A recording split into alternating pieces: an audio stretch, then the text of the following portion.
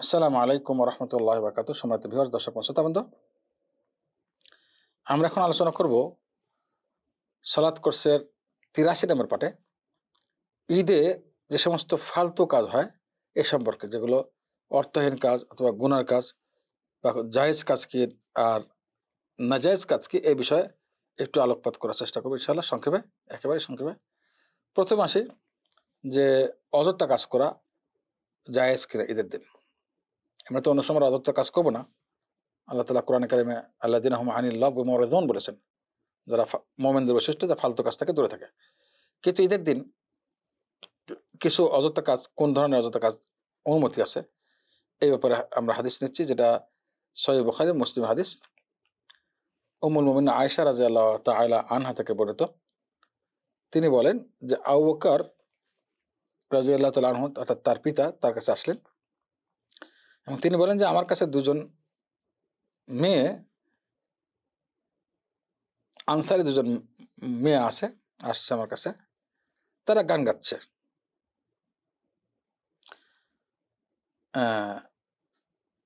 আনসারীদের বিভিন্ন ডে ছিল, যেমন একটা বলা হয় বুআস, বুআস ডে। ওই দিনের গানগুলো গাচ্ছে।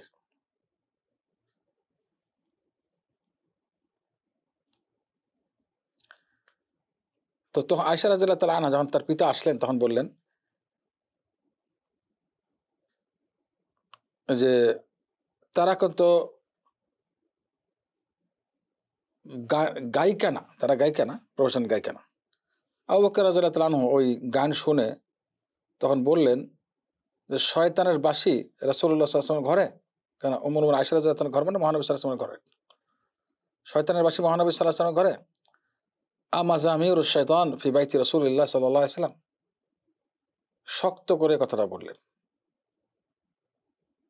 তখন মহানবী সাল্লাল্লাহু আলাইহি ওয়াসাল্লাম ওখানেই ছিলেন, যেহেতু রাসূলের ঘর এটা। মহানবী সাল্লাল্লাহু আলাইহি ওয়াসাল্লাম তখন বললেন, হে আবু বকর, ইয়া আবু বকর, ইয়া আবা বকর, ইয়া আবা বকরিন, ইন্না লিকুল্লি কওমিন ঈদান ওয়া হাযা ঈদুনা। প্রত্যেক জাতির ঈদ আছে, খুশির ডে আছে। এটা আমাদের ঈদ ডে, ঈদের দিন, খুশির দিন। অর্থাৎ রাখো, বাজনা তো আর নাই, গান গাচ্ছে, বিভিন্ন ডের গানগুলো স্মরণ করে গাচ্ছে, গেতে দাও।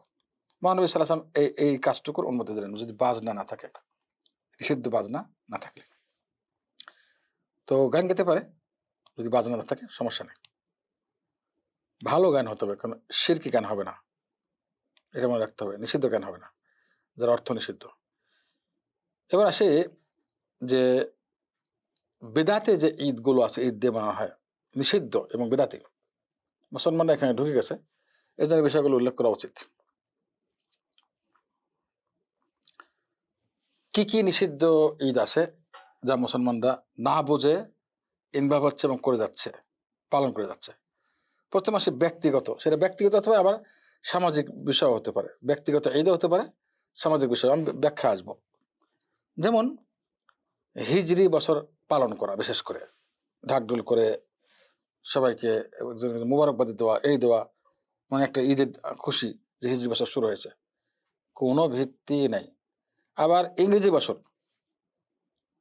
ইংরেজি বছর মানে যেটাকে আরবিতে মিলাদি বলা হয়, অর্থাৎ ঈসা আলাইহিস সালামের জন্ম থেকে এই বছর পালন করা, এখানে আবার বিভিন্ন রকম গিফট দেওয়া, অনুষ্ঠান করা, যেটা বিধর্মীরা করে। বছরের শুরুতে এটা করে তারা, আনন্দ ফুর্তি, টাকা পয়সা খরচ করে, অনেক ধরনের লাইটিং ফাইটিং, আমক তমক। হ্যাঁ, এই ধরনের ডে পালন করা মুসলমানদের জন্য বেদাত এবং নিষিদ্ধ, হারাম, জায়েজ নেই। অথবা সামাজিকভাবে, আচ্ছা এখানে একটা কথা বলে দিই যে বিবাহ ডে পালন করা, এটা ব্যক্তিগত। জন্মদিবস, নিজের জন্মদিবস পালন করা ব্যক্তিগত। তো আমার জন্মদিন আমি পালন করবো, এই দিন আমি সবাইকে জানাবো, আমক তমক করবো, পরিবার নিয়ে আনন্দ করবো ইত্যাদি। এই ধরনের ডে পালন করে ইসলামের কোথাও নাই। এবার আরো সামাজিক বা ধর্মীয় বিষয় আছে, যেমন নাকি লাইলাতুল ইসরা, আই মিন মেরাজ, মেরাজের রাত্রি পালন করা, মেরাজের রাত্রি বিশেষ করে অনুষ্ঠান করা, ওয়াজ নসিহত করা, আমক তমক করা, বিশেষ করে ২৭শে রজব। কোনো ভিত্তি নেই, সম্পূর্ণ বেদাত, কোনো ভিত্তি নেই। ২৭ রজব যে মেরাজ হচ্ছে, এর কোনো ভিত্তি নেই। এবং যদি যে তারিখে হোক না কেন, সে তারিখের কোনো অনুষ্ঠান ইসলামে নাই। মহানবী সাল্লাল্লাহু আলাইহি ওয়াসাল্লাম বলে যান নাই, করে যান নাই, সাহাবা একরাম করেন নাই, ৪ ইমাম করেন নাই, তবে যুগ যুগ তাবে না কেউ করেন। এগুলো সব বিদআত, নিষিদ্ধ কাজ। এরপর আসি সাবান ডে, অর্থাৎ নসমি সাবান, যেটাকে আমরা সাবানের অর্ধরাত্রি বলি।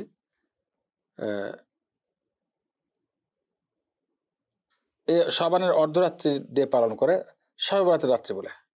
কোনো ভিত্তি নাই, কোনো ভিত্তিই নাই, এটা একে সম্পূর্ণ ভিত্তিহীন আমল এগুলো, শবে বরাতের রাত্রি পালন করা।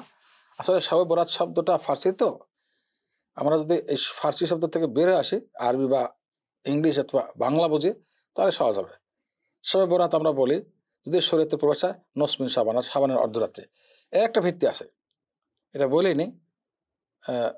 অর্ধরাত্রির ভিত্তিটা হলো এই রাত্রির সময় শেখ আলবানী হাদিস সহিহ বলেছেন, এই রাত্রিতে আল্লাহ আল্লাহ তাআলা বান্দাদের প্রতি দৃষ্টি করেন যারা শিরক মুক্ত এবং পরস্পর মুসলমানদের মধ্যে বিদ্বেষে লিপ্ত না, বিদ্বেষ মুক্ত এবং শিরক মুক্ত, আল্লাহ তাদের ক্ষমা করে দেন। এটা বাৎসরিক ক্ষমা। এবং এই রাত্রিতে সারা বছরের আমল আল্লাহর কাছে যায়। ওলামারা, অথেন্টিক ওলামারা বলেছেন, যেমন প্রত্যেক সপ্তাহে 2 বার যায়, সোমবার এবং বৃহস্পতিবারে। এরপরে বৎসরে শ্রাবণ মাসে বাৎসরিক আমলটা যায়। আচ্ছা, এর ভিত্তি আছে, কিন্তু আমরা শ্রাবণ মাসে যেভাবে ঘটা করি, যদি সাবানের অর্ধরাত্রিতে কোনো খাস ইবাদত সাব্যস্ত নেই, নাকি ওই পরের দিনের রোজা সাব্যস্ত আছে, নাকি আগের রাত্রে কোনো ইবাদত সাব্যস্ত আছে। এটা সারা বছরের পরিশ্রম, আপনার নিজেকে শিরক মুক্ত করা, আমরা নিজেকে শিরক মুক্ত করবো এবং হিংসা বিদ্বেষ মুক্ত করবো, সারা বছরের পরিশ্রম, নফসের সঙ্গে জিহাদ করতে হবে সবই হয়। তবে অটোমেটিক রেজাল্টের দিবসে রেজাল্ট ঘোষণা হয়ে যাবে। যেমন নাকি সারা বছর পরিশ্রম করে যারা ভালো পরীক্ষা দেয়, রেজাল্ট দিবসে তাদেরকে কোনো ইবাদত করতে হয় না, অটোমেটিক রেজাল্ট চলে আসবে যে আমার তুমি এই জিপিএ 5 পেয়েছো ইত্যাদি। এখানেও তাই, এতটুকু সাব্যস্ত আছে বল, কিন্তু ইবাদত বিশেষ করে সাব্যস্ত নাই। আচ্ছা, এর চেয়ে বেশি কিন্তু বিশুদ্ধ হাদিস, এটা এই হাদিস শেখ আলবানী সহিহ বলেছেন, কিন্তু এর চেয়ে বিশুদ্ধ হাদিস ছিল যে সহিহ মুসলিম হাদিস, প্রত্যেক সোমবার এবং বৃহস্পতিবারে আমল নামা আল্লাহর কাছে নেওয়া হয় এবং আল্লাহ তাআলা সমস্ত মুসলমানদের ক্ষমা করে দেন, 2 ব্যক্তি ছাড়া। একটা শিরক মুক্ত হতে হবে, শিরক যারা করে তাদের ক্ষমা করা হয় না, এবং যারা মুসলমানদের 2 ব্যক্তি পরস্পরের মধ্যে আপোষ করে নেয়, বিদেশি লিপ্ত, ওদেরকে ক্ষমা করা হয় না। তাদেরকে সুযোগ দেওয়া যায়, যদি তোমরা আপোষ করে নাও, 2 জনের মধ্যে শিরক না থাকে, তবে তাদেরকে ক্ষমা করে দেওয়া হয়। তো এগুলো ব্যাখ্যার সঙ্গে বললাম। একটা হলো এখন আরেকটা দিবস পালন হয় যা খুব ব্যাপক হারে, সেটা হলো মৌলিদুন নবী বা মিলাদুন নবী। কোনো ভিত্তি নেই। এখানে পরে আসবো, মা দিবস পালন করা, কোনো ভিত্তি নেই ইসলাম, এগুলো সব বেদাত, এসব বিধর্মীরা বানিয়েছে, মুসলমানরা ইনভলভ হয়ে গেছে এগুলোর মধ্যে। এগুলো কোনোভাবে উচিত না। যে ব্যক্তি এগুলো পালন করবে, যেগুলো বললাম, বা পড়বে অথবা কাউকে আহ্বান করবে এসব পালন করার জন্য, পয়সা খরচ করবে, সে গুনাহগার।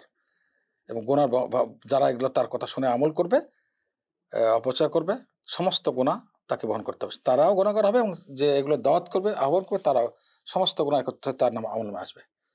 এবার সে মিলাদ নবী, কোনো ভিত্তি নেই। রাসূলুল্লাহ সাল্লাল্লাহু আলাইহি ওয়াসাল্লাম নিজের মিলাদ কখনো পালন করেছেন? মিলাদ ডে বা মিলাদুন নবী পালন করেছেন? কোনো ভিত্তি নেই।